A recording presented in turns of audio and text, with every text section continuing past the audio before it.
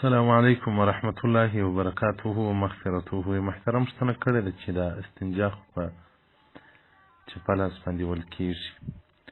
نو اوس یو څوک استنجا وهي نو نسي کولی چې یوازې په چپه لاس باندې ووهي، راسته لاس ته ضرورت پیدا سي.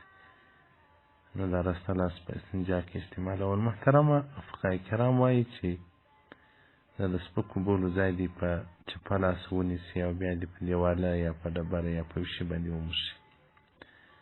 په هغه ډبره دې هم دا په ښي لاس نه رااخلي. دوی دې نه کوي چې ډبره په چپه لاس راواخلي، د سپکو بولو ځای په راسته لاس ونیسي. وایي که داسې صورت وي چې یو سړی بولې وکړي، نو دا سپکې بولې که سړی ټول پرتوګ نه وکاږي، نو هلته لازم څاڅکي په کالو باندې ولویږي.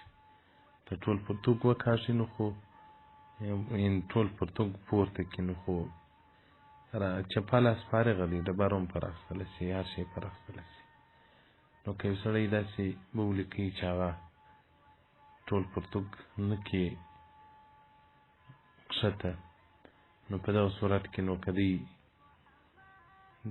چپه لاس ډبرې ته ورغځوي، دلته کالي خرابېږي. نو بیا دې وایي ډبره په راسته لاس راواخلي، بیا دې هغه ډبره د چپه لاس کې کښېږدي، استنجا دې په ووهي. نو که یو مخ امکان نه وي،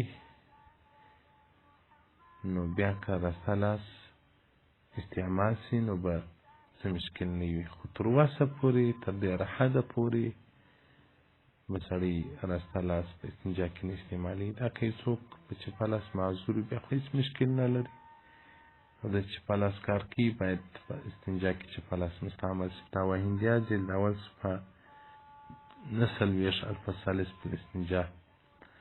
والسلام علیکم ورحمة الله وبرکاته ومغفرته.